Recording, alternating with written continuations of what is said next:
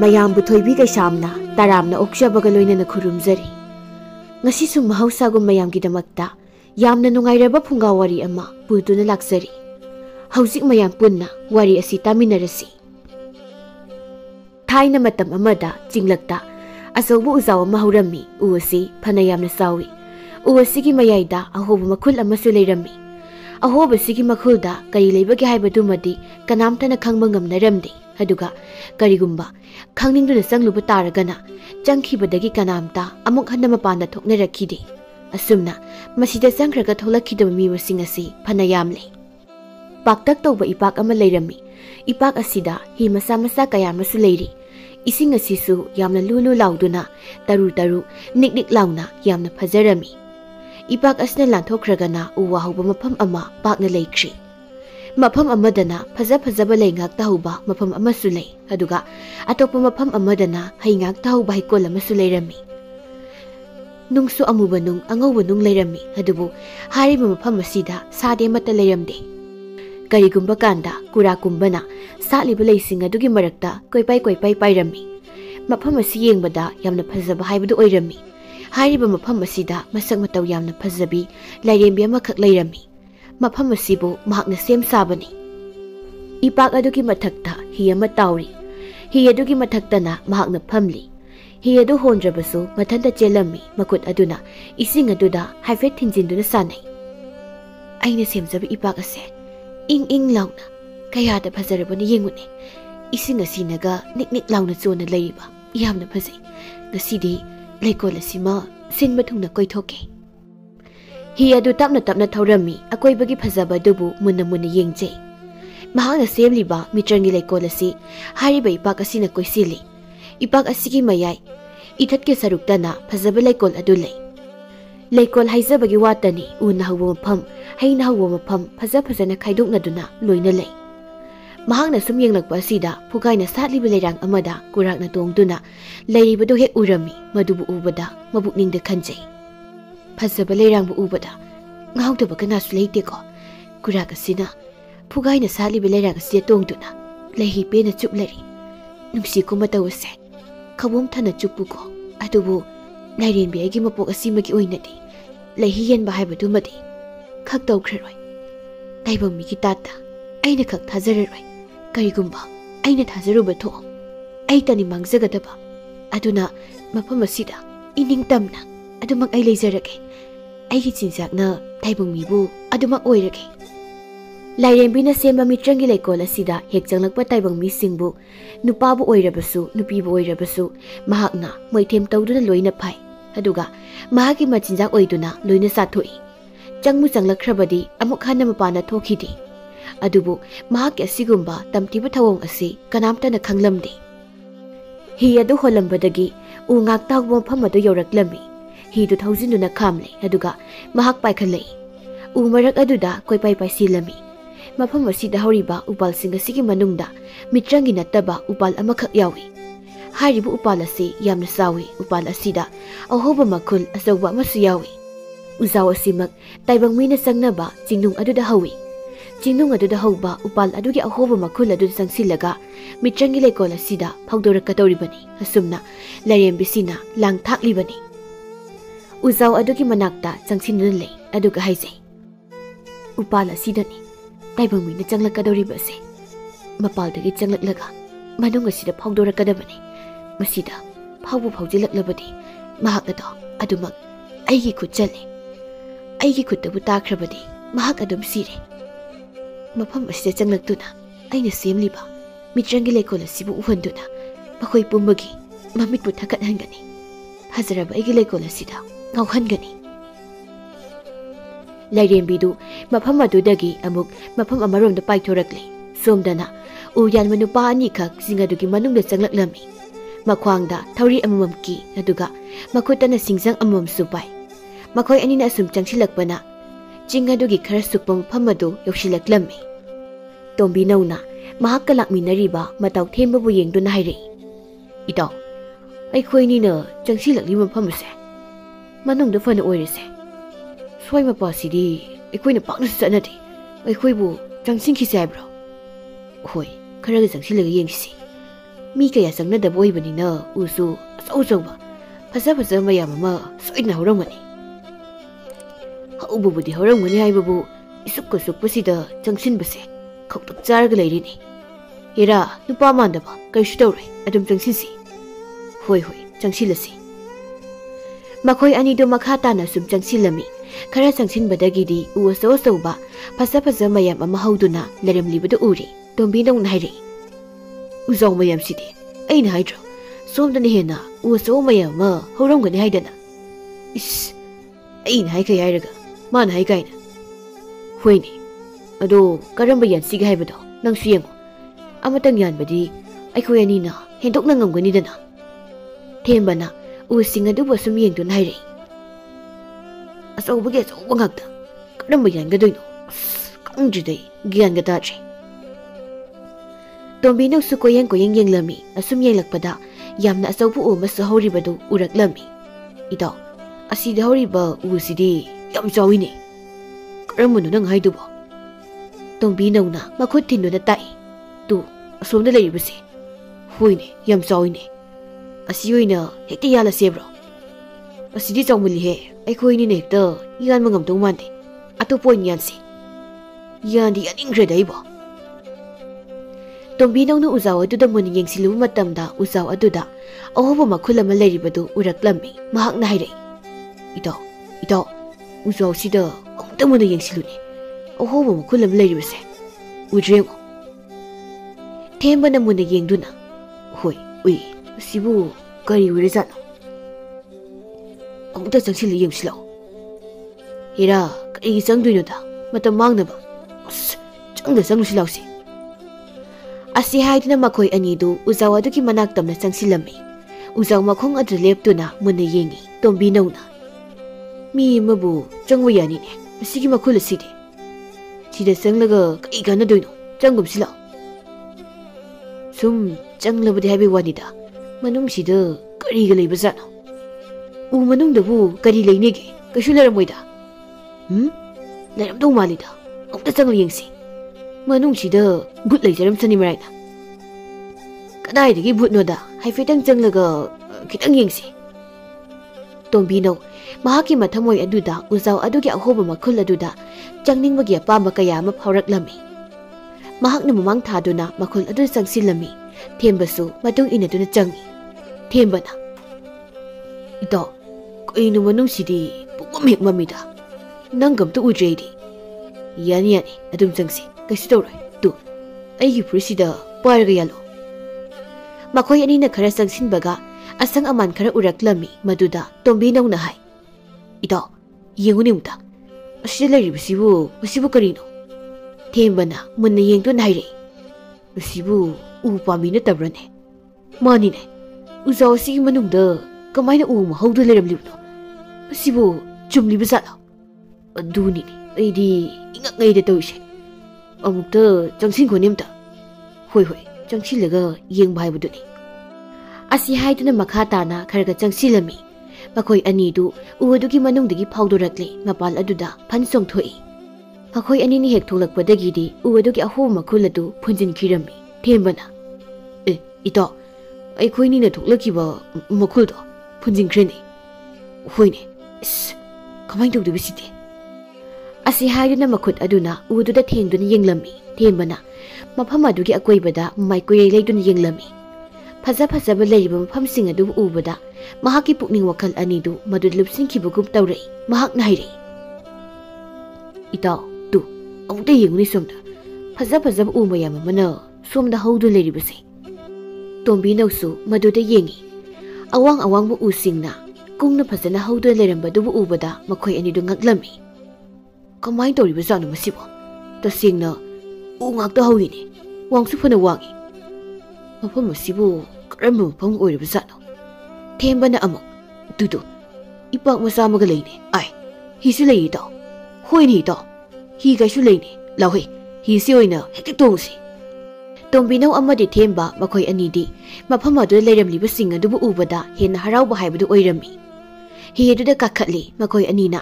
hi du hek phamthabaga hi du mathanda honkirami maduda thembana ingangang na haire hi sidi mathanda honkre da Itaw, sum honkre. Patnabu nungairi itaw. Sumay dum tungadi nungai ni. Masibu karama makhalgi hino. Iman hek pokpudagi thengnaraktri ni sibo. Asi haiduna makhoina tongleba hi atuda yengi. Yengbada isam sam hi amadi malise. Adubu yadi ya himasi.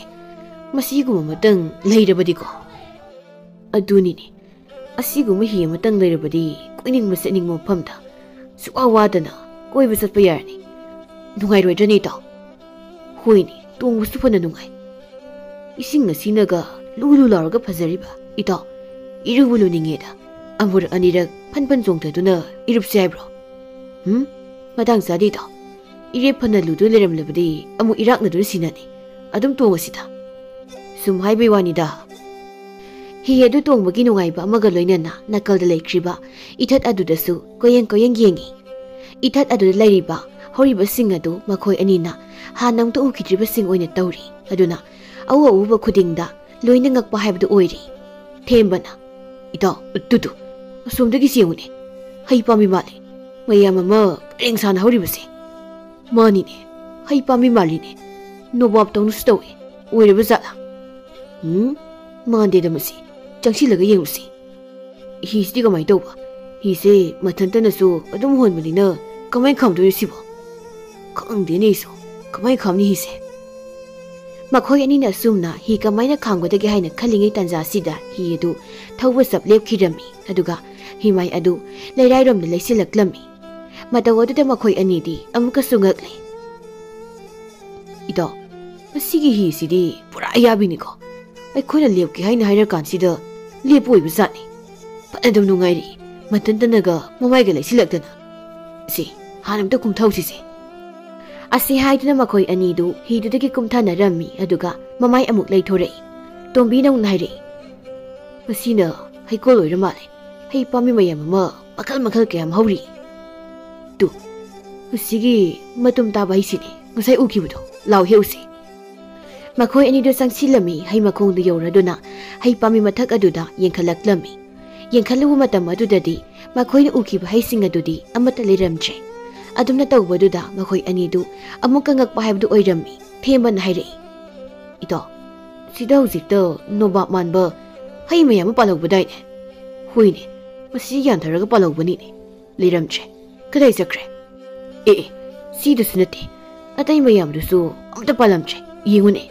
Mafa palamdrise. Kamdori bazana masibo. Hujikta palawbadubo.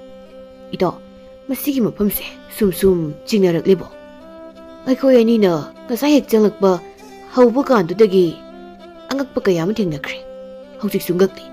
Masigi mapam asigumbasu aikhoina hana amta ukibasu nate. Aikhoi anibu mafam si thadokduna halawbana phadui jala. Amukta ngaikhoda asigum mafamse aikhoina amukta chatpa phangmu mafam nate. Ngasi tan saringai sida chatpa phangbai wani. Yamna sawu mafamsu mate. Loina thungna satuna yengkisi kaino nungaitro nangbo. Nungaibudi nungai haibabu angakpa masingse sum yamsilakpasida songi lambisida oinukta chaluslo lawobi amuk chaluse basomda. Asi haiduna makhoi anidu amuk chatli somdana mafam aduda lerembiduna usek ama onduna hai pambi amada tongduna leiri. Mafam aduda chatliba taibangmi anidubu ubada mahak haraujarami mabukningda khalli. Nungaire ngasidi ahawba taibangmi saba phanglagani. Makhoi ani susuri. Makhoi ani gi hakchang asi sarabadi phana kuinadi sanarani se. Mafam se leiriba sing asibu makhoi ni yengli. Ngeka mamitse thakat hanchige. Aduga makhoi ani bu hatke. Larembidu kurak amubu onduna amuk paithorei aduga nupa ani dugi matung oirapna inaraklami thembana hai. Asuk phajama phama lerangun haibadi sukai thajadeko. Aikhoina ngasai changlakpa uzawdu asambu umo oiramloi. Hoine aina khaleba hauribu uzaw mayamdudagi madugi uduna he yengbada khara tonga leduni. Ugi ahoba makhulga sanglaga asigumba phajama phama lerambasidi pura ngakre wane idi. Sibu sidrabadi angakpa yangakpa ngaktani yenguni asidasu satliba lei mayamse. Wow ai phase side kari khupajana masibo. Leigi masusu amta manadine. Pugaina satuna ling ling satun hawribase yengbagi pen banaitrida idaw ibungo asigu mafam asidaga nupi amaga faminaraga nusi wariga sanarabadi fajana nungaini se matang muktadi khangani haisini lei manaksida amta changusilao lekhol adu satliba masu mayamgi leising adu ubada makhoi anigi mathamoi adu pungsum sumkhirami lei adu bu yengduna hai masigi angangbu leising ase masi phajatra phukaina ga sale mafamse leigi manamna su yomle yenguni khunung sisi loire kurak sing asina leigi mathaksida koipai pariba yengbuda kayada nungolabuna yego ida leise khare heksiro lei he kai duba sum phajabasi da haibani da sasa sanoduma hiklaga arimada mangnabani thembana kura amubuda uraduna amuk haire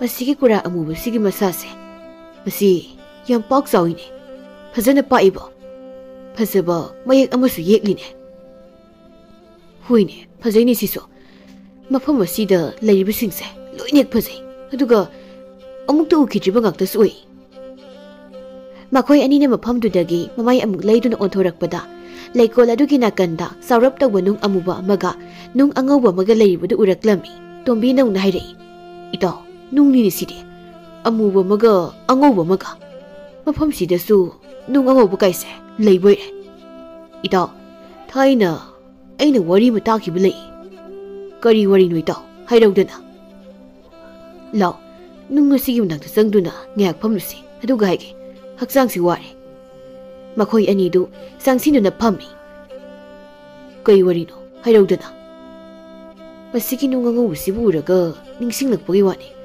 samu ango bana nung ango ole hai chumra lan bradi khangdi kari haiba samu ango bana nung ango ole ba nangi du taba ya wana teda adu iba tarabadi nung amu basina samu amu on batare ne khangdi oiram basu yari poni makhoina sumna leiringai tanja sida makhoigi nakalda leiriba nung angaubudu thok nomlak lammi maduda makhoini di khangprek amuk khanglammi koinoni na masigi nungsidi thok nomi emi sibu kamdori bizano phamdu leiru nuni nangbo salang thawgalose masigi nungsi chumnagi nung mande makhoi ani mak loin haugatli aduga leptuna nung adubu yengduna haire masigi nung asibu tasingna samuna unki bizalo aikhoi ani na masida phamduna madugi wari sabududa tawrakliba soina oigani masi chumle madu soina oigani ito chelhorase khoini angakpagi akbangakta mafam sida koina leba hongnade yumtamna chalhorase asam naina duna makhoi ani du mafamdudagi thorakle aduga makhoina lakiba ising leba ipak adu tamna chatli ising adu yaure haibabu maduda hi amata di leiramche ida him tabu leitini maside ngasai aikoina tongna kibi dubu mafam somna natro sinatro khamlambadu ba mani sigi labi pa sijani aduga kadai zakre mi yetainaga tongdu sakraba zala kadai dagi minuda aikoini na ngasai digi mafam si lei sibu mi bulak amta ude mi amta leita male hoini sumini kanamta leitene aidi ngasai makai wakhalbu khalude mi kanamta leita mafam sibu kharamba makhalgi mafamno mafamse ising musing narakle wari saduna leibagi madamna te hausi masi kamai tawsebano hekta chongtharaga langthrasiro irep yamna luram oirabudi kamdauba thawai hingnabu hotnabra haibabu thawaise amuk thaniko adudi karino aikhoini na hauji tawgadabasibo masi chongthaba natana upaimta leiroi laibuk changenglasi chongtharasi asi haiduna makhoi ani du ising adu chongtharami adubu isingi irep adu yamna luraga leirami tombinau amadi themba makhoi ani du ising adu da iraknaduna sirami mafam adu da leirembi du mahaki du tongduna ising adu da sum laklami asi baksang ani du bu ubada mahak yamna harauzarami maithong adu da momonoktuna hi adu dagi ising manung adu da phansong thakirami numit kharani gi matung dani ujaw makhul adu da hingsabi ani khak phut phaujin khirami mitrangi lebak lekol adu da phut phaudoraklami hingsabi nupi ani duna ꯑꯀꯣꯏꯕꯒꯤ ꯁꯛꯇꯝ ꯑꯗꯨꯕꯨ ꯃꯨꯟꯅ ꯌꯦꯡꯖꯩ ꯑꯗꯨꯒ ꯍꯥꯏꯅꯩ ꯂꯥꯏꯔꯦꯟꯕꯤ ꯑꯁꯤꯅ ꯁꯦꯝꯂꯤꯕ ꯃꯤꯇ꯭ꯔꯪꯒꯤ ꯂꯩꯕꯥꯛ ꯑꯁꯦ ꯃꯤꯇ꯭ꯔꯪꯒꯤ ꯂꯩꯀꯣꯜ ꯑꯁꯦ ꯑꯩꯈꯣꯏ ꯑꯅꯤꯅ ꯃꯊꯛ ꯃꯈꯥ ꯑꯣꯟꯅꯕ ꯅꯩꯈꯥꯏꯒꯗꯕꯅꯤ ꯁꯥꯠꯂꯤꯕ ꯂꯩ ꯃꯈꯩ ꯂꯣꯏꯅ ꯍꯦꯛꯀꯗꯕꯅꯤ ꯑꯄꯥꯟꯕ ꯍꯩ ꯃꯈꯩꯁꯨ ꯂꯣꯏꯅ ꯍꯦꯛꯇꯣꯛꯂꯒ ꯃꯥꯡꯍꯟꯒꯗꯕꯅꯤ ꯀꯔꯤꯒꯤ ꯃꯤꯇ꯭ꯔꯪꯒꯤ ꯂꯩꯀꯣꯜ ꯂꯣꯏꯅ ꯅꯩꯈꯥꯏꯒꯦ ꯈꯪꯒꯅꯤ ꯑꯃꯅ ꯑꯃꯨꯛ ꯈꯨꯝꯂꯩ ꯌꯦꯡꯅꯕ ꯇꯥꯔꯦꯗꯅ ꯍꯧꯖꯤꯛꯇꯤ ꯁꯣꯝꯒꯤ ꯏꯁꯤꯡ ꯑꯁꯤꯗ ꯍꯥꯟꯅ ꯆꯣꯡꯊꯗꯨꯅ ꯏꯁꯤꯡ ꯑꯁꯦ ꯂꯩꯅꯥꯡ ꯇꯥꯕ ꯃꯈꯩ ꯅꯩꯈꯥꯏꯁꯤ ꯑꯁꯤ ꯍꯥꯏꯗꯨꯅ ꯍꯤꯡꯆꯥꯕꯤ ꯑꯅꯤꯗꯨ ꯏꯁꯤꯡ ꯑꯗꯨꯗ ꯐꯟ ꯐꯟ ꯆꯣꯡꯊꯔꯝꯃꯤ ꯑꯗꯨꯒ ꯏꯁꯤꯡ ꯑꯗꯨꯕꯨ ꯂꯩꯅꯥꯡ ꯇꯥꯕ ꯃꯈꯩ ꯅꯩꯈꯥꯏꯔꯝꯃꯤ ꯍꯤꯡꯆꯥꯕꯤ ꯑꯅꯤꯁꯤꯅ ꯇꯧꯔꯤꯕ ꯃꯇꯧꯁꯤꯡꯁꯤꯕꯨ ꯃꯐꯝ ꯑꯗꯨ ꯂꯩꯕ ꯂꯥꯏꯔꯦꯟꯕꯤꯗꯨꯅ ꯈꯪꯂꯛꯂꯝꯃꯤ ꯂꯥꯏꯔꯦꯟꯕꯤꯗꯨ ꯃꯐꯝ ꯑꯗꯨ ꯇꯝꯅ ꯊꯨꯅ ꯌꯥꯡꯅ ꯄꯥꯏꯗꯨꯅ ꯂꯥꯛꯏ इसिंग अदुबु पुमनै नेखाइदु लेरिबदु उरे मदुबु उबदा महक्ति साउनिंगबना लोइख्रे महक नाइरे हे करिनो नखोय अनिना अइगी इसिंग असिबु लोइने नेखाइरिबसिबो नखोयदे कनाना मफम असे चंगलक्तुना इसिंग असिबु नेखाइउ हाय याम थुना काखलो हिंसाबि अनिदुदि लरेंबिदुना हाइबो फमदुबु तासिनरमदे मखोयना थोकबा नेखाइदुना अदुमक लेरम्मी लरेंबिदुना अइना हारिबसिबु तासिनदबसाइ फै लरेंबि अइगी इति खंगनके नखोरि चरमदो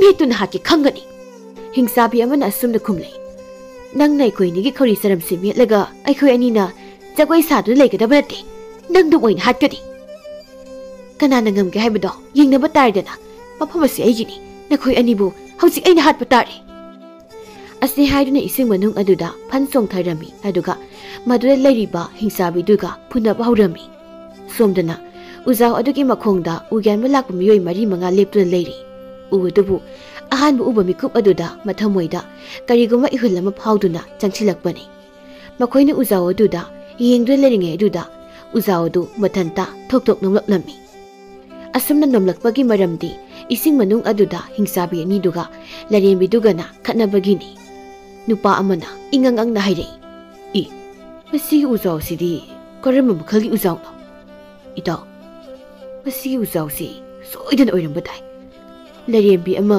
उ मनुंगदा ले हाइबदो सि ओइरंगनी अमुक्ता थुना उ सियन थत्सि असुमना हाइनदुना नुपासिंग अदुना मखोता पाइबा सिंगजंगदुना उजाव दुबु यानबा हौरमी सोमददी इसिंग अदुदा लरेंबिगा हिंसाबिगा कन्ना खतनरी लरेंबिदुसु महकना ngamna मोंगदा हिंसाबि अनिदुबु हातनबु होटनरी हिंसाबिदुनसु लरेंबिदुबु हातनबु होटनरी मपालोमदा उजावदुदा ताइबंबिना सिंगजंगना असुमसुम यानसिलकपना मरम ओइरगा मफम अदु असुमसुम पिक्सिनखिरमी कोना थंगददी लरेंबिसु हिंसाबिसु अमता उजे उदुना यानबा पुंगलोय लोइबदा मखोय अहुमक लेक्रक अमगी मनुंगदा पुना संखिरमी लेक्रक मनुंग अदुदगी मखोय अहुम अमुक हना फागोलकपा ngamdana अदुमक लैखिरमी